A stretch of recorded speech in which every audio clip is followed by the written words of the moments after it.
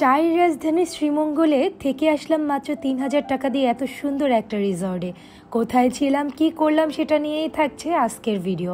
আসসালামু আলাইকুম সবাইকে। শ্রীমঙ্গলের প্ল্যানটা আমাদের সাডেন একটা প্ল্যান ছিল, কারণ আমরা দেখতেছিলাম ফেসবুক স্ক্রল করতে করতে রিসর্ট বিডি থেকে হিউজ ডিসকাউন্ট চলছে টিলাগাঁয়ে। তো আমরা প্ল্যান করে সেহরি করে বের হয়ে যাই যে আমরা ১ অথবা ২ রাত টিলাগাঁয়ে থাকবো। আমাদের খুবই পছন্দের জায়গা। 11:30 নাগাদ আমরা টিলাগাঁয়ে পৌঁছে যাই।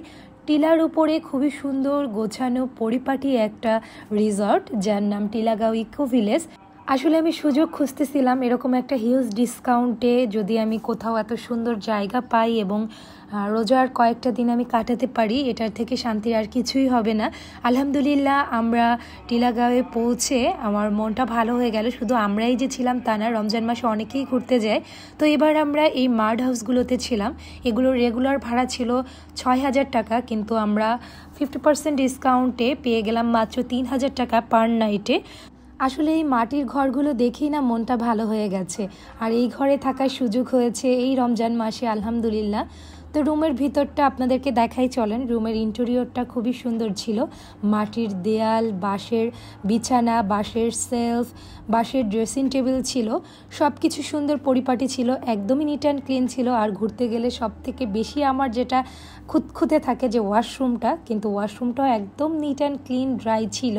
আমরা যেহেতু সেহরি করেই বের হয়েছি, মোটামুটি একটু টায়ার্ডই ছিলাম।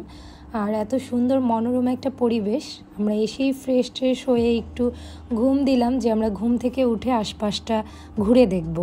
ঘুম থেকে উঠে আমরা একটু আশপাশটা ঘুরতেছিলাম। প্রতিটা কর্নারে একটা করে গাছের সাথে দোলনা ছিল। এরপর আমরা সোজা চলে যাই ডাইনিংয়ে ইফতারের জন্য। ডাইনিংটা অনেক সুন্দর। ইফতারের আগ মুহূর্তে আমাদের টেবিলে সার্ভ করা হয়েছিল ইফতারির আইটেমগুলো সবগুলোই মনে হয়েছে যে একদম বাসায় বানানো খাবার। লেটকা খিচুড়ি ছিল, পেঁয়াজু, আলুর চপ, ছোলা, ফল, 2 রকমের শরবত।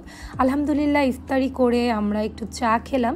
সত্যি কথা বলতে বাইরে গেলে এরকমের ঘরোয়া পরিবেশের খাবার খেলে এমনিতেই ভালো লাগে। ইফতারি করে রুমে চলে আসি। রুমে এসে একটু রেস্ট নিয়ে নামাজ পড়ে আবারও একটু ঘুমাই। ঘুম থেকে উঠে আবারও চলে যেতে হবে সেহরির জন্য ডাইনিংয়েই। আমরা বলে রেখেছিলাম সেহরির টাইমে যেন ওরা আমাদেরকে একটু নক করে, ওরা আমাদেরকে ফোন দিয়েছিল। তো ফ্রেশ ট্রেশ হয়ে আমরা ডাইনিংয়ে চলে আসি। আর সেহরিতে আমরা অর্ডার করেছিলাম 450 টাকা করে 2টা প্যাকেজ। বিফের প্যাকেজ ছিল, 2টা ভর্তা, সবজি, ডাল, পর্যাপ্ত পরিমাণের রাইস এবং বিফ ছিল। আলহামদুলিল্লাহ খাবারের স্বাদ খুবই ভালো ছিল, একদমই বাসার খাবারের মতো। কোথাও ঘুরতে গেলে খাবার দাবার যদি ঠিকঠাক না থাকে তাহলে শরীরটা একদমই ফিট থাকে না। আরও রমজান মাস। সেহরি শেষ করে রুমে চলে আসলাম। এই ছিল শ্রীমঙ্গলে আমার পার্ট 1 ভিডিও। পার্ট 2 নিয়ে খুব তাড়াতাড়ি আপনাদের সাথে দেখা হবে। সবাই ভালো থাকবেন, সুস্থ থাকবেন। আল্লাহ হাফেজ।